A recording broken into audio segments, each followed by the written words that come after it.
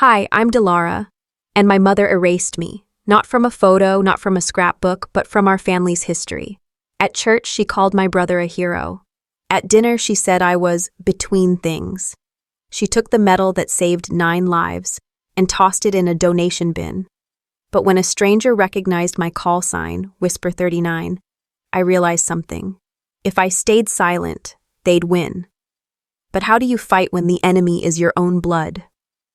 It was a warm Sunday morning in Arkansas, the kind where the sun spills softly through stained glass windows and the scent of old hymnals lingers in the air. The church bell had just tolled, and the pews were filling up with familiar faces. I hadn't been home in over 2 years, yet nothing had changed. Vera, my mother, smiled with tight lips as she adjusted the hem of her floral dress, guiding me to our usual pew near the back. We sat together, shoulder to shoulder, but miles apart. The ushers handed out the bulletins, neatly folded and fresh off the printer. As I opened mine, the rustle of paper barely masked the thud in my chest. On the front page, honoring our heroes. Right beneath the headline was a photograph of my brother Darian in full navy dress blues, his chest shining with medals, smile bright and broadcast ready. Below it, a paragraph glowing with praise. Lieutenant Commander Darian Shaw, our town's pride, recently awarded for his exemplary leadership in maritime operations. I kept reading. My eyes scanned every line, every name. I reached the bottom of the page. Nothing, not even a whisper of my existence. I looked over at Vera. Her eyes sparkled as she handed a bulletin to the woman behind us. "That's my son," she beamed. I stared at my hands, folded tightly in my lap, resisting the urge to crumple the paper. After all, this wasn't new. Years ago, when I joined the Army, she had called it a phase, said I was being dramatic, chasing after something I didn't understand. She told everyone I had gotten lost after college. But I wasn't lost. I had found my purpose in decoding lines of chaos into order, serving silently, always in the background, where nobody looked. But I had hoped, naively, that coming home might be different. Coffee hour followed service, same as always. Vera floated through the crowd like a seasoned politician, hugging friends and shaking hands. Her voice carried across the room. "Yes, Darian's interview was just incredible last week," she said proudly. "That CNN anchor couldn't stop gushing about him." A neighbor glanced toward me. "And what about Delara? She's still serving, isn't she?" Vera waved the question away with a laugh. "Oh, she's between things. Between things." I stood a little straighter, hand brushing the car keys in my pocket. My uniform was still in the trunk, pressed and polished.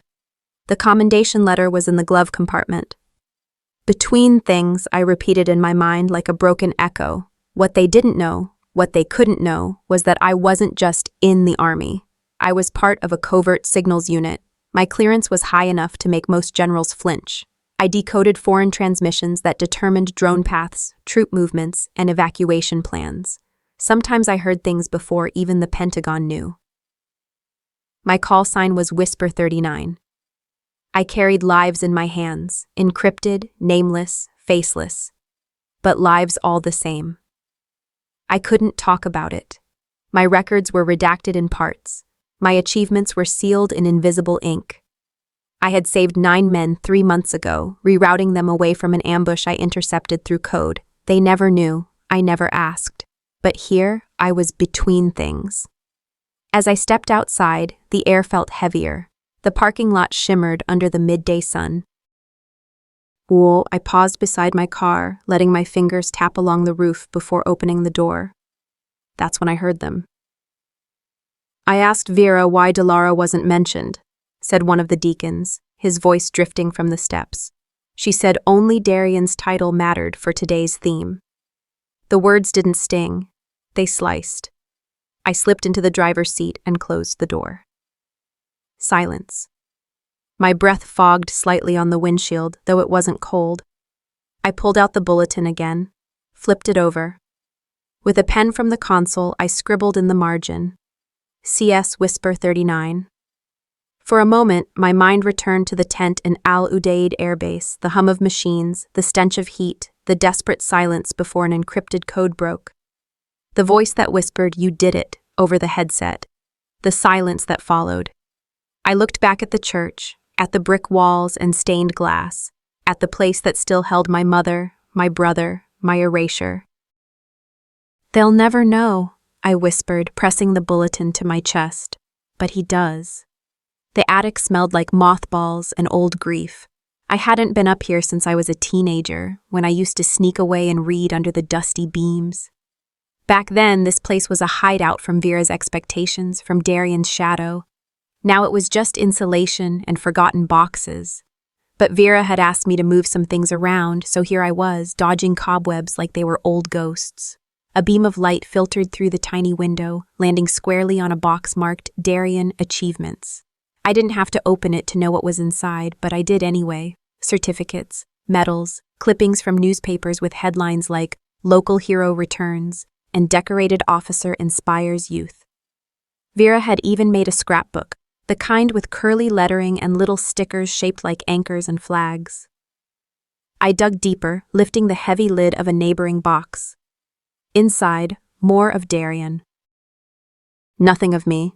I checked another, and another. No Delara. I leaned against a beam and exhaled. The kind of exhale that felt like it should carry smoke, like something inside was quietly burning. Then I remembered my medal. It was the only thing I had ever mailed home, framed in wood and brass, the commendation letter tucked behind the glass. After we intercepted that encrypted message, the one that saved 23 Allied soldiers in a convoy ambush, the general himself pinned it on me. I didn't want to bring it on the plane, afraid it would get damaged. So I shipped it home, addressed to Vera. That was 8 months ago. I hurried down the attic ladder, heart knocking in my chest. "Hey," I said when I found her in the kitchen. "Do you know where my medal ended up? The one I sent back from deployment?" Vera didn't even look up from her magazine. Oh, that? I think it clashed with the living room decor." I blinked. "Clashed?" She turned the page casually. "Yes, the color scheme. Too shiny. I think I put it in a donation box a while back. Maybe the thrift store still has it." It took me a full 10 seconds to process what she said. "You donated it?" "Well, it looked fake," she said, reaching for her tea. "Like something from a movie prop store." I stood there, stunned. My throat tightened. I had faced men with guns, I had sat in sandstorms waiting for the signal to break, but this unblinking dismissal, felt like getting gut-punched by someone wearing pearls. I didn't say a word, just walked out. Back in the attic, I resumed the box shuffling, now more like a woman possessed than a helpful daughter. And that's when I found it. A metal filing cabinet shoved against the back wall. Inside, folders, old bills, expired insurance forms, and one folder labeled Church Archive Project, Family Obituaries.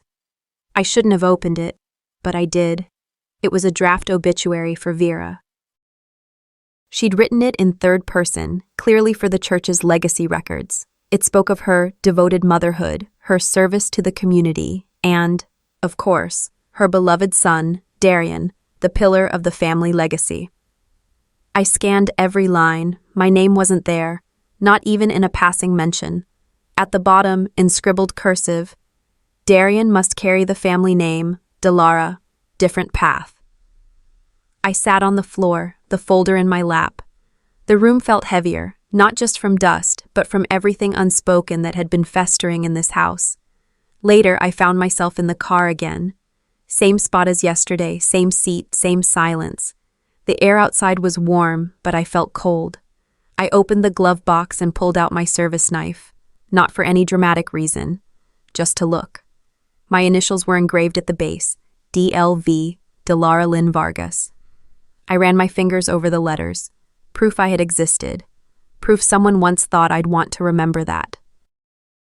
Then, like a switch, my mind rewound to a moment on base, my last deployment.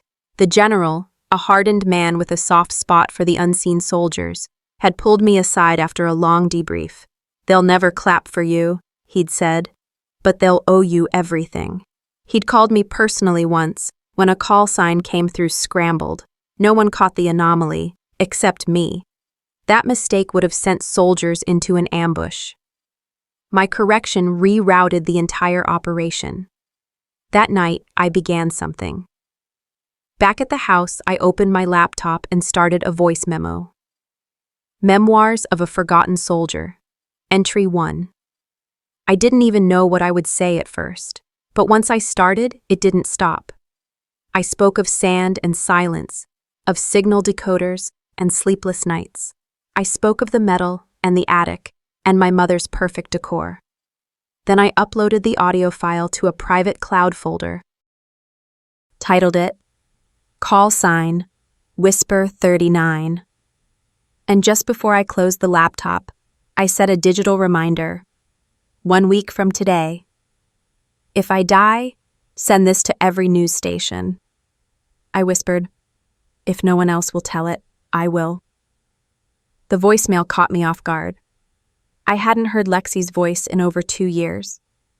Her message was short, casual, almost too casual for the emotional uppercut it delivered. Hey Del, I was thinking about you. They showed the Silent Sparrow op during orientation this week. Pentagon used your mission tape. Did you know? Anyway, just checking in. Call me. I stared at my phone long after the screen dimmed. My thumb hovered over the call button, but I didn't press it. I was still trying to process what she'd said. They used my mission tape, the one no one was supposed to have, the one they buried under classified markings and told me never to discuss. I wasn't just invisible at home. I was invisible to the very institution I'd bled for. But apparently, not enough to be forgotten, just enough to be silenced. The memory rolled in uninvited. The war room in Kabul buzzed under the soft pulse of red emergency lights. The air was thick with tension and sweat, radios squawking, keyboards clicking in furious rhythm. My fingers danced across the screen, parsing a scrambled Farsi-coded signal intercepted off a satellite ping. I knew that syntax. I'd cracked it once before. Whisper 39, confirm source. A gravelly voice came through my headset. A NATO general. I didn't flinch. Confirmed. Extraction point moved. They're relocating hostages to the secondary site. Everyone froze. 10 minutes later, a special ops team diverted course.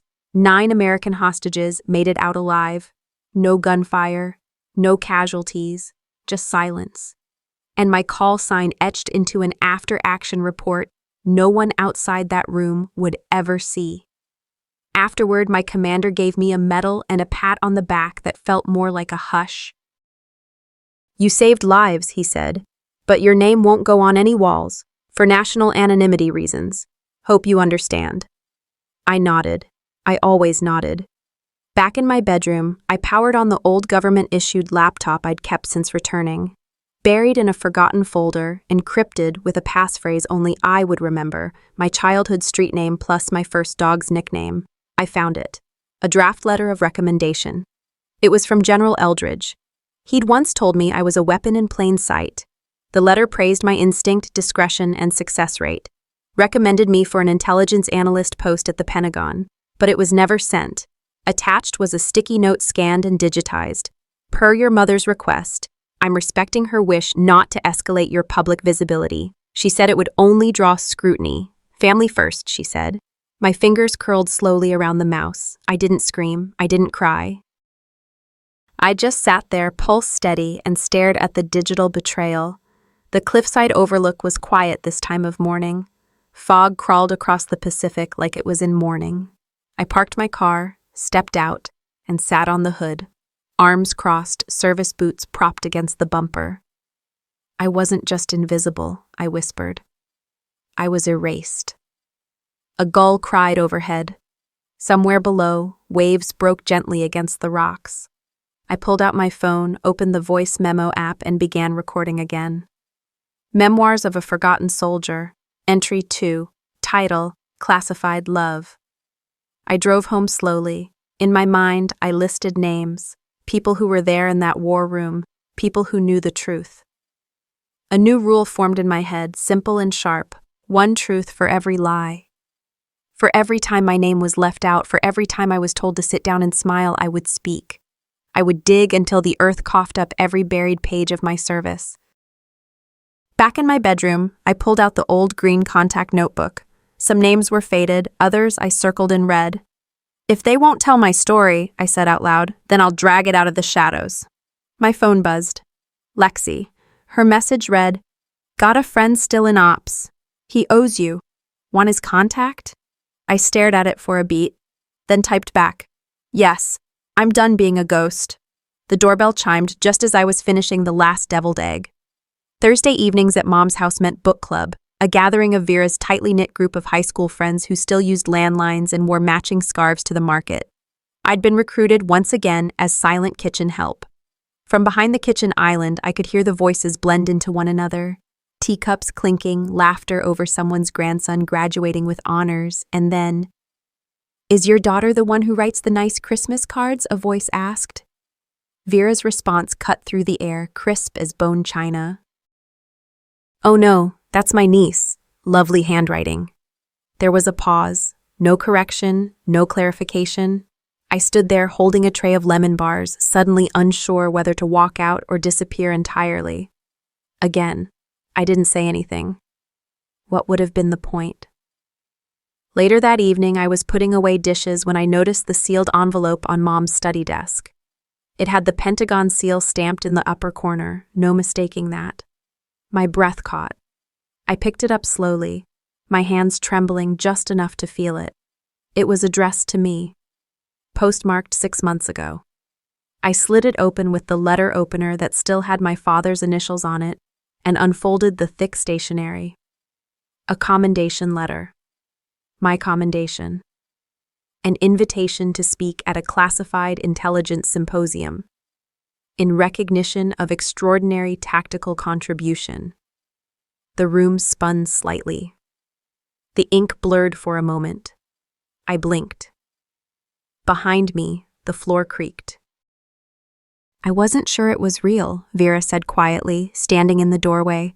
"Didn't want to get your hopes up." She said it like she was doing me a kindness. I folded the letter and slipped it into my jacket pocket, saying nothing. That night at dinner, something in me cracked, just a fracture, but enough. "I need you to stop acting like I'm invisible," I said, setting my fork down. Vera raised her eyes. "I never said you weren't important." "That's the problem," I replied, my voice even. "You never said anything at all." Darian tried to smooth things over. "Hey, we all deal with stuff differently, Dee." I looked at him, just once, and he stopped mid-sentence. Silence hung over the table like fog off the coast. The next morning, a sticky note was on the fridge. "Don't air family drama at dinner," it read. I peeled it off slowly, took my old call sign pin, Whisper 39, from the catch-all drawer and pinned it next to where the note had been. Then I wrote underneath it, "Drama happens when truth gets silenced." I left it there and went for my morning run without waiting for a reply. That afternoon, I took the commendation letter and had it framed. I didn't hang it in the living room, or my bedroom, or anywhere Vera might pass by daily. I put it in the garage, that cold, cobwebbed storage haven she never entered. Under a flickering bulb, it shone like a secret shrine. Even ghosts need a wall to be remembered on. Hours later, sitting in my car with the garage door cracked open for air, I watched as Vera wandered in, rummaging for an old wrench. Her eyes landed on the frame. She stared at it for a long time, longer than I expected. She didn't touch it. She didn't say a word. Just turned and walked back into the house. I whispered into the silence. "That was your first warning." Sunlight filtered through the lace curtains, casting patterns across the kitchen floor where I stood chopping onions. Sunday dinner. "Proper family dinner," Mom insisted. Darian was carving turkey on one counter. Vera was arranging flowers by the window. I peeled, diced, trying not to notice the way Vera smiled at Darian, a smile that seemed to light the entire room. "You know," Vera said, placing the arrangement in a vase, "some people just find their calling later in life." She looked at Darian. A small, polite laugh followed from the guests. My heart stuttered, then clenched. I plated vegetables one after another, hoping no one would acknowledge they're mine. Hope, as always, treads lightly. When Vera pulled out the legacy tree gift, I froze. A wooden plaque, ornate, names etched into brass leaves. Our family tree, she said. Darian's name at the tip. His children, future children, lines already etched even though none existed yet. Then all the achievements, Navy, Captain, Academy Honors, Hero of Month. And my space? Blank. No signal specialist, no Whisper 39, nothing. Where's me? I asked quietly, placing down my serving spoon. Vera coughed. Her eyes flicked, quick, but avoided mine. You move too much, hard to keep track. Guests murmured, politeness, sympathetic glances. I tasted anger and disbelief at once. My hands didn't tremble. My voice stayed even. Maybe you should have tried harder. After dinner, I walked to the living room. Guests lingering, teacups cooling.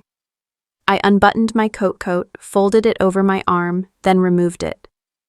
Here's where I've been, I said, holding up my uniform jacket. My chest glittered with ribbons, the medals pinned in dim light. Everyone turned.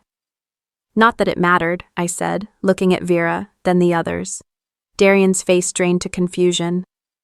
It doesn't seem fair, he said. Del, this is too much. My voice rose softly. Neither is erasing your daughter from history. I pulled my satchel from the corner. Photos, me in uniform, the silent debrief room, the mission tape blurred but recognizable, recognitions, commendations with redacted bits where the government tried to keep things hidden. I laid them out on the coffee table, piece by piece. I pointed one photo at Vera. This is the day the general told me, we need you to hold the line. No one else can read the signal. But when it came to your story, nothing. Vera's lips parted. I raised my phone and snapped a picture. The unified shock of her face, the expectations of those guests, the tension that held in everyone's throat. Later, when Darian and I were alone in the kitchen, I didn't raise my voice. I didn't plead. I'm not asking you to pick sides, I said, rinsing a bowl. He leaned against the counter. Del, you're making this more than it is. I turned, water dripping. If you stay silent next time, you've already chosen. He didn't reply. His shoulders shook slightly, but he said nothing. The weight between us was louder than any argument. That night, I closed the laptop lid and opened my audio log app. My fingers hovered over record. I stared into the darkened screen. They don't get to define me anymore. Starting tomorrow, I speak first. I said aloud. I typed the file name, voice before they rewrite it. I hit save. The moment my heart quieted, I whispered into the silence, I don't have to wait for permission to exist. The hotel ballroom shimmered under cascading chandeliers, gold-tipped lilies lining the long buffet tables. The Veterans Gala was everything Vera loved, carefully curated, deeply traditional, and public. Her charity's emblem was etched in ice at the center, beside two framed photos, Darian in his dress whites, and Vera herself at last year's fundraiser. There was no sign of me. I arrived 15 minutes early, not because I was eager, but because I knew Vera would want me at her disposal. I wore my full uniform, pressed blues, service ribbons, polished shoes. My hair was tied tight, my posture even tighter. She blinked twice when she saw me. You could have worn something softer, she said, lips tightening. It's not that kind of military event. I smiled with all the sharpness of a blade. They'll be serving freedom tonight, right? Figured I'd dress for it. Vera said nothing, just motioned to the seating chart, pointing to a table farthest from the stage. My name was misspelled. The evening flowed like a river of rehearsed conversations. Darian stood beside Vera, shaking hands, laughing on cue. I sipped water, watching. When the MC called for the family representative to speak, I expected the usual, a simple nod, a short message from Vera. But instead she rose, beaming. To honor our family's continued dedication to this country, please welcome my son, Lieutenant Commander Darian Harper, to say a few words. Applause erupted. Darian, stunned, hesitated. I didn't. I sat there still, expression unreadable. The veteran next to me leaned in. Didn't they call you Whisper 39? he asked, squinting. I turned my head slowly, the edges of my lips curling. Still am, I said. After the speech, all generic lines about legacy and sacrifice, Vera posed with donors. The photographer's lens clicked, never once angling toward me. I walked out before dessert. The night air in downtown Los Angeles was sharp, cleansing. I didn't head home. I drove to the Veterans Center instead, the quiet building glowing faintly from the street lamp. I parked, retrieved the plaque from my trunk, the original Pentagon commendation letter, newly framed, polished. Inside, the night custodian recognized me. "You sure about this?" he asked, looking at the frame. "Yeah," I replied. "It belongs somewhere, people can see it." We mounted it together on the memorial wall. I read the inscription aloud as it settled into place, for those who were seen and for those erased. The center posted the image the next morning. Within hours, comments flooded in. Wait, when she's Whisper 39? Why wasn't she on stage? True hero, shame on whoever organized that event. I barely had time to read them when my phone buzzed again. A military podcast account had messaged, "Would you be willing to tell your story, even anonymously?" I stared at the screen. My finger hovered, then tapped. Yes, but not anonymously anymore. That evening, Vera stormed into the kitchen.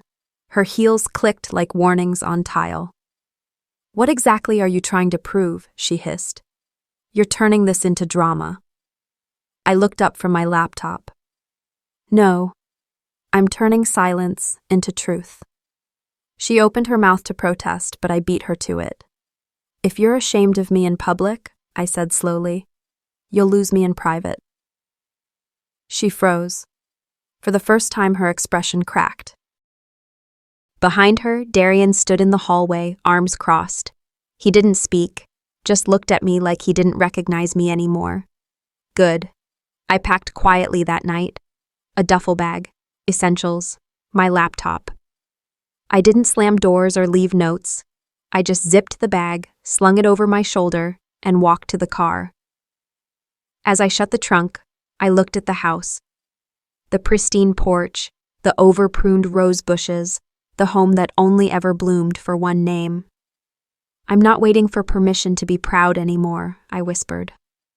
The porch light flickered once as I drove away. I wasn't expecting the call. I had just finished rearranging the few boxes I'd unpacked since moving into the small apartment on 6th and Cherry. The walls still smelled of fresh paint, and my boots echoed too loudly on the laminate floors. There was peace in the emptiness, space to think, space to breathe without Vera's footsteps or Darian's well-practiced smiles. The number flashed as restricted. I let it ring twice before answering. "Delara Holt?" "Yes." "This is Officer Monroe from the Military Compliance Office. We've received a formal complaint regarding your service credentials." I blinked, heart stuttering. "What kind of complaint?" The woman on the line cleared her throat. "Anonymous. It alleges misrepresentation regarding your role during Operation Silent Sparrow, specifically your claim of being part of the Signal Intelligence Lead Team." I stood very still, the sunlight from the kitchen window suddenly feeling too harsh. "That's not a claim. That's documented." "We understand, but given the nature of the complaint, we're required to initiate a preliminary inquiry." "Of course," I said, voice even. "Send whatever you need. I'll be ready." The call ended, but the ache in my chest didn't. I spent the next 3 hours combing through my records.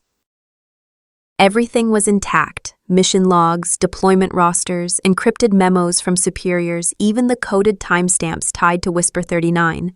But the complaint had included doctored screenshots and emails. They were convincing, even to my eyes, but fake.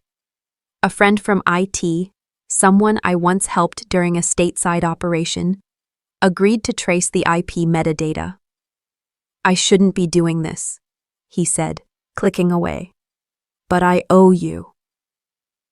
The trail led to Valencia. A home address registered to Holt Consulting, LLC, Darian's business. He wouldn't have the tech knowledge for this. But Vera?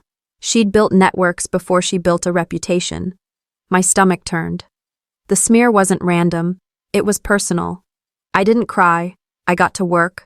Pulled mission logs, backed up voice memos, requested my full military record from archives, even the redacted pieces. I reached out to a retired general who'd once called me directly after that fateful mission.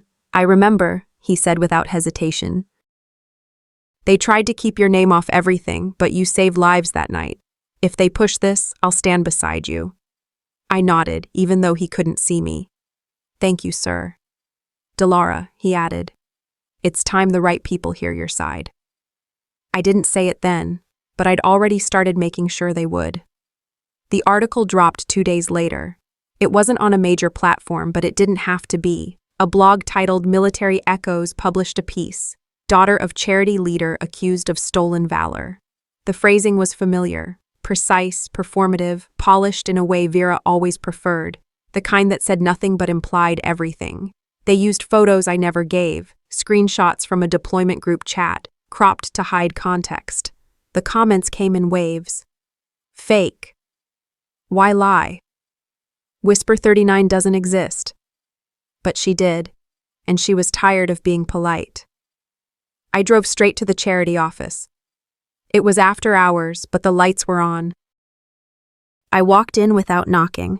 Vera was reviewing paperwork at her desk. Darian stood behind her, suit jacket off, sleeves rolled up like he was doing something meaningful. They looked up at the same time. I placed a printed copy of the article on the desk between us. You wanted silence. You'll get my storm instead. Vera didn't flinch. You're overreacting. These things pass. Not if I push them. Darian opened his mouth, then shut it again. He looked away. I trusted you, I said quietly, not to either of them, but to the air that now felt heavy. But every time I tried to come home, you turned it into a battlefield. Vera sighed like she was exhausted. Delara, not everything is a war. You made sure mine wasn't one anyone remembered, I replied. That night, I sat on the floor of my apartment, laptop balanced on my knees. I opened the podcast app, created a new channel. The artwork was just my call sign, white text on black, Whisper 39, Episode 1, The Story They Tried to Erase. I clicked record. My name is Delara Holt. I served in Operation Silent Sparrow. I intercepted a code that saved 9 lives, and I've been called a ghost ever since. My voice didn't shake. Let's talk about truth.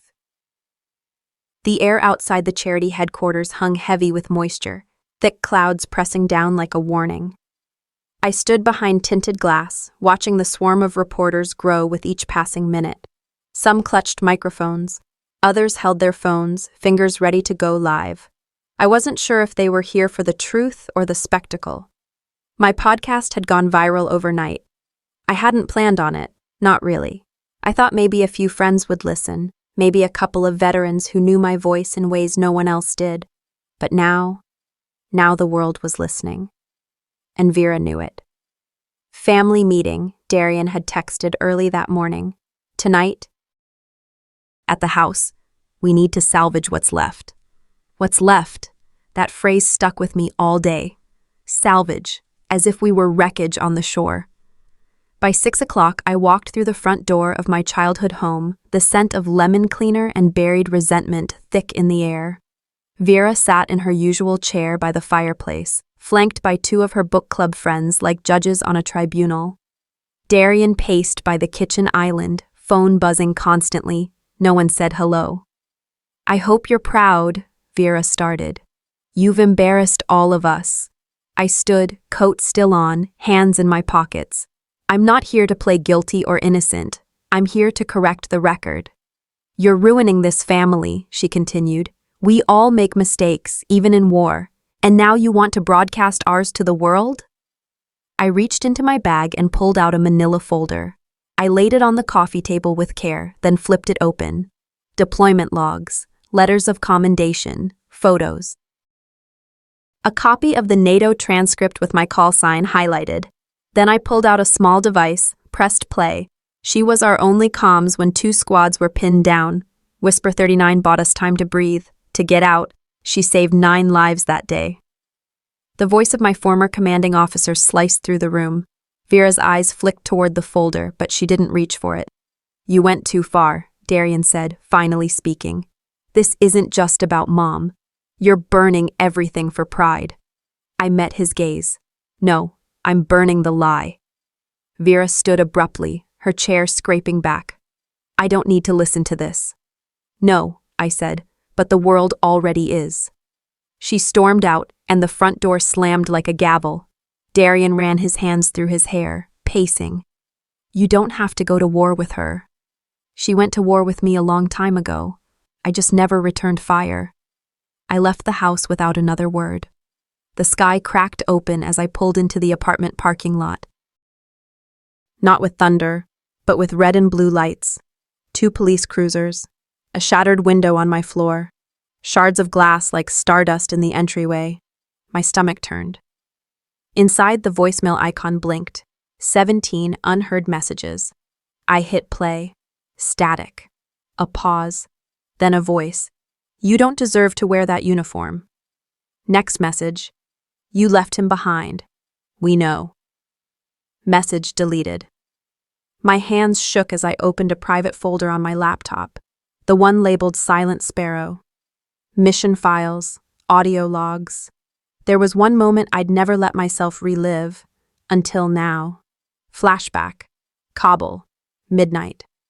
I was the only comms operator awake when the distress signal came through. 2 squads, 1 pinned, 1 en route. I had 20 seconds to decode, 30 to advise, 40 to live with my choice. Command, confirm priority evac. Which unit? Team Bravo, immediate. But Team Echo had a wounded man, one I'd trained with, one I cared about. Priority confirmed, I'd said. Team Bravo. I never saw him again. End flashback. I opened my email and began to type. If I'm going down, I'll do it telling the full truth. The next night, I sat on a panel beside decorated veterans at a local fundraiser. Halfway through, a man in his 60s stood up from the audience. You probably don't remember me, he said, voice rough with emotion. But you were the voice that saved us. You were Whisper 39. We remember. And that was it. My dam broke. I wept, not with shame or fear, but with release. For every time I'd swallowed truth like it was medicine. Later that night, when I returned home, I found an envelope slid under my door, no return address. Inside was a single photo, grainy, old, from the night in Kabul. A group of soldiers, me in the center, the man I left behind, just visible at the edge of the frame. On the back, scrawled in block letters, you weren't supposed to survive. The silence after the storm wasn't peaceful. It was heavy, like the air before a thunderclap. I sat in the corner of my dim apartment, the photo from the envelope in my lap, a cold cup of coffee untouched beside me. The image had blurred edges, like it had been handled too many times or hidden for too long. Joseph stood next to a chain-link fence, bruised, but alive. Not the lifeless body I remembered being told about. And on the back, still etched into my mind, you weren't supposed to survive. I called Amira before I could talk myself out of it. My hands trembled more dialing the number than they ever had disarming a trigger. She picked up on the second ring. Delara? Her voice was cautious but warm. I told her about the photo, about the night I made the call that left Joseph behind, about how I never heard what really happened. There was a long pause, then a sigh. You weren't meant to see that file. My heart sank. Amira continued, her voice brittle. Joseph didn't die in the crossfire. He was captured. He survived for weeks. HQ made the call not to extract. It was too risky, too inconvenient. I couldn't breathe. I felt the edges of my world tilt. They let you carry the guilt, she whispered, to protect their image. It wasn't just betrayal, it was surgical. They didn't just erase me, they used me to bury their mistakes. After the call, I pulled out an old hard drive from the back of my closet. Inside were dozens of encrypted archives. One was a letter I wrote to Joseph's mother 2 years ago, never sent. I couldn't bring myself to mail it then. Couldn't admit I might have failed. Now I opened a new recording app. Hit record. My name is Delara. Call sign, Whisper39. This is not a confession. It's not guilt. It's truth. And truth deserves air. I sent the message to a veteran advocacy group I trusted. Told them they could broadcast it. Later that afternoon, I got an email from the National Veterans Forum. They'd heard the podcast, the voice memo. The truth. We'd like you to speak at this year's summit, it read.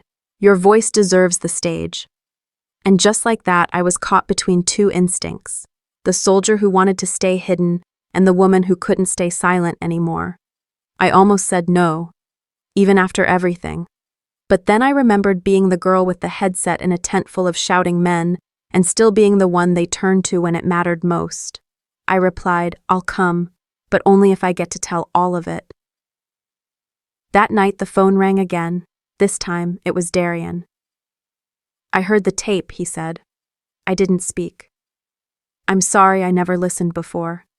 You were braver than I ever let myself be. We didn't talk long, but it was the first time we didn't argue, didn't hide behind polite lies, and that somehow felt more like family than any dinner table ever had. As the night crept in, I sat in front of my mirror. The lines beneath my eyes had deepened. My medals were laid out in front of me like old friends. I picked one up, the one I'd been most proud of, and quietly slid it aside. Some things didn't need to be worn to be remembered. Then I turned off the light. Just as sleep began to take me, my phone buzzed. One message. No name, no number. You're not done yet. The real story starts tomorrow. DC. Smelled like seriousness and old stone.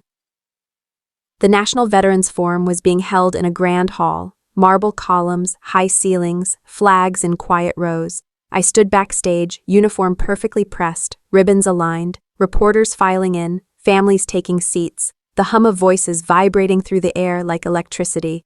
My heart beat loud beneath my collar. I clutched the dog tags in my pocket, Joseph's name, his serial number, proof he existed beyond whispers, proof that I wasn't the only one who needed truth. They handed me makeup and a script, soft lighting, polite smiles. Someone offered me cues, talking points. I declined. Thank you, but I have my words. A young veteran came up quietly, hand resting on my shoulder. Your story saved me, he said. Signed up after hearing your podcast. I swallowed. I had carried shame, guilt, all that weight. But seeing his eyes made it feel like I might be doing something right. The lights dimmed, then blazed bright as I stepped onto the stage, applause. Faces, distant and close. I inhaled the air heavy with expectation.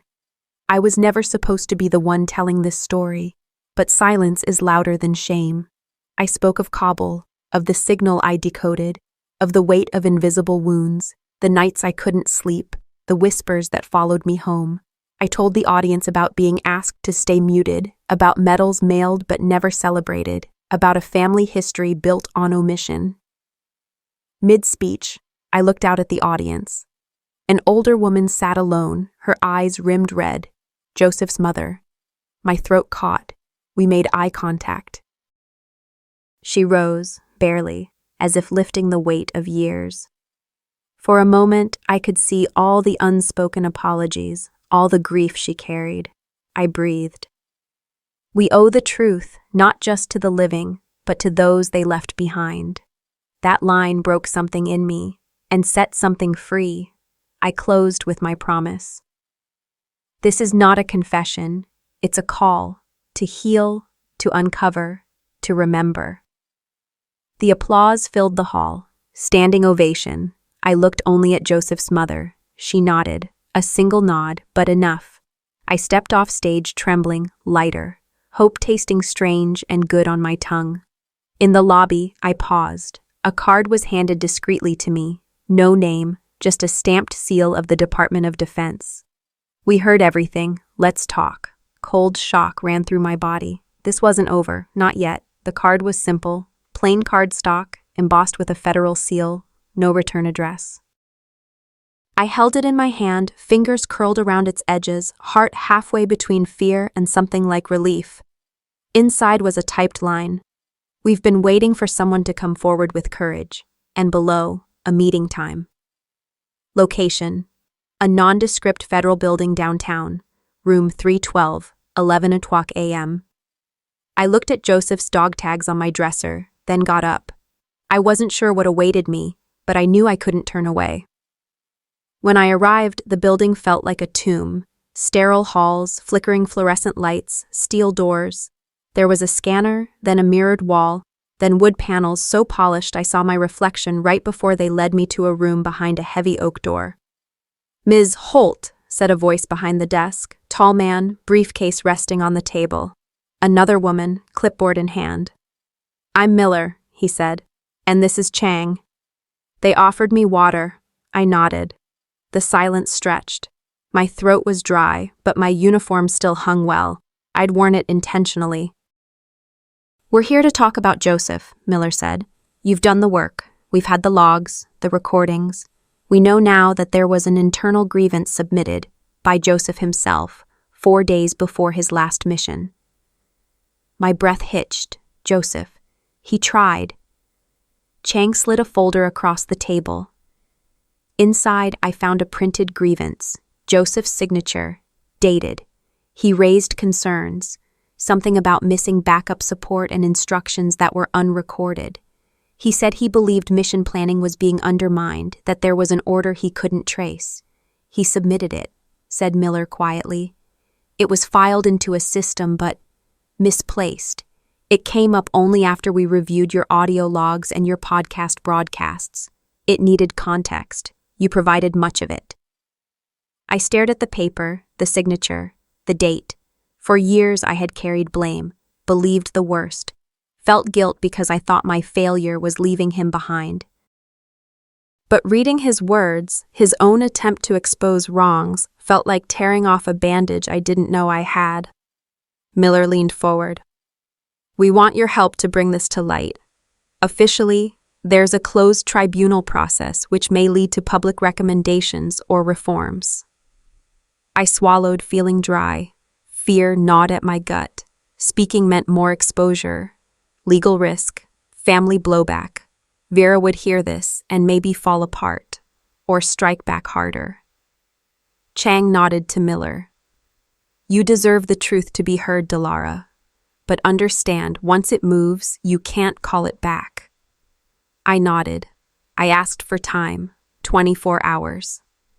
Miller agreed, but not without gravity. "Be mindful, they're already watching you." That line made the floor under me tremble. Back at my hotel room, I closed the door and locked it. I pulled Joseph's complaint out, pressed it against the window pane as the city lights flickered below. It was autumn. The air smelled of rain and exhaust. I placed my hand flat on the glass, looking up but seeing behind my eyes. I reread every line, the way Joseph named date, officer, mission, his courage folded into ink. Then I closed my eyes and let tears fall, a rare letting of weight I hadn't allowed myself. Outside my door there was a knock. Heart hammering, I crept to the peephole, no one visible. I opened the door a sliver and saw on the floor a military badge. Not mine, not Joseph's. It bore a star insignia I recognized, a symbol for someone who had tried to help before. A warning. Hands trembling, I picked it up. The metal was cold. The engraving, I could barely read it in low light. But it said enough. Someone is watching. Someone still involved. I closed the door. Badge clutched, complaint folded in jacket pocket. I sank to the floor. I set my phone on the bed. Tap, tap, long breath. I opened email. Typed, to Miller, Chang, DOD. Compliance Commission. I accept. I will testify. I will bring Joseph's complaint, my mission logs, the voices that were silenced. Let the world see. Send. A breeze whispered through the cracked window. I stood, strongest part of me alive in the shaking. I thought about Vera, about all the nights I was ignored, all the times I felt erased. This was the moment I reclaimed everything, even if it meant walking through fire. I pressed my back against the wall, breathing in the weight of what came next. Courage isn't always loud. Sometimes it's the quiet resolve to stand when you could fall. The badge lay beside me. I touched it, then placed it into an envelope and sealed it. I would decide later who needed to see it. I closed my eyes and whispered. The system didn't just bury the truth, it's still trying to silence it. The morning air felt strangely soft. A pale band of gold stretched across the DC skyline as I opened the window, letting it wash over the photo-strewn table. A dozen news clippings sat stacked beside my untouched coffee. I didn't read them. I didn't need to. The dog tags, Joseph's, were still where I left them, beside my phone and the letter from the Department of Defense. I ran my fingers along the metal, the initials worn smooth by time. Somewhere between the rage and the ache, there was room for breath again. By 9 a.m., I was in a meeting room with retired General Sanford and Maya D'Angelo from the Veterans Legal Justice Initiative. We reviewed the sealed complaint file Joseph had submitted, the video testimony from my deployment, and a dozen mission logs and encrypted voice memos. "Are you sure you want this?" Maya asked quietly, sliding the press release across the table. "This could go global." "I'm not doing this for headlines," I replied. "I'm doing it because silence already killed one of us." The lights in the studio were blinding. The host opened with practiced gravitas. "Today, we welcome a decorated intelligence veteran who's remained silent, until now." I walked on stage in my uniform. I didn't wear makeup. I didn't memorize lines. I carried truth, and that was heavier than anything stitched on my chest. "I was never supposed to be the one telling this story," I began. But silence is louder than shame. I spoke of Operation Silent Sparrow, the weeks after Joseph's disappearance, the commendation letter that was never opened. I told the nation about the systemic refusal to acknowledge error, about a family that edited me out of my own biography. I showed them the sealed envelope. I showed them the Whisper 39 patch, the time-stamped records, and the copy of Joseph's complaint, signed 4 days before his final mission. The studio fell silent. Then someone stood up. A woman from the second row, silver hair, blue shawl, eyes full of tears. She walked to the edge of the stage. "I was there," she said, voice trembling. "Vera gave me the bulletin drafts. I saw her remove Delara's name." The camera panned to her. I didn't flinch. I just nodded. "I am not here to make my mother love me," I said, holding up the Whisper 39 badge between 2 fingers. "I am here to make the truth known. For everyone who's ever been invisible." The applause roared. I didn't look at the cameras. I looked at Vera. She was in the front row. She didn't speak, but for the first time, there were tears in her eyes that weren't for show. Outside, I stepped into the sun. People stood. Some saluted. Others just nodded with quiet recognition. I wasn't invisible anymore. The next day, media outlets ran headlines. Church leader edited daughter's military record for legacy politics. Boards called emergency meetings. Donors dropped. The walls around Vera, once pristine, began to crack. I didn't gloat. A week later, I got an email. An invitation to lead a new mentorship initiative for women in intelligence and veterans returning from classified operations. There were no applause tracks, just a subject line, "We see you now." And finally, that was enough, because the truth won, but more than that, I finally respected myself enough to stop hiding. Some stories don't end with justice, they end with the courage to speak, even when justice remains just out of reach. I didn't set out to become a symbol. I only wanted my name back, my truth heard, and my silence to matter. But if there's one thing I've learned, it's this. Silence never protects us. It only preserves the comfort of those who erase us. You don't have to wear a uniform to understand what it's like to be overlooked. You don't have to serve to know the sting of invisibility or the ache of being unacknowledged in your own life story. To anyone out there fighting to be seen, Whether in your family, your workplace, your community, this story is yours too. You are not alone. Sometimes the greatest battle we'll ever face is the one for our voice. And sometimes it only takes one truth, one whisper, to shift the entire conversation. So let me ask you, have you ever felt erased by the people who should have seen you first? What's the truth you're still carrying in silence? Let's talk about it. Share your thoughts in the comments. If this video touched your heart, drop a 1 in the comments or tell me where you're watching from. I want to hear your voice too. And if it didn't land for you, that's okay. Let me know why. I welcome every perspective because every voice matters. And hey, if you found this story meaningful or powerful, don't forget to subscribe to this channel for more real, raw, and human stories that hit deep. Your support helps us keep telling the ones that deserve to be heard. Thanks for watching. And then remember, even a whisper can start a revolution.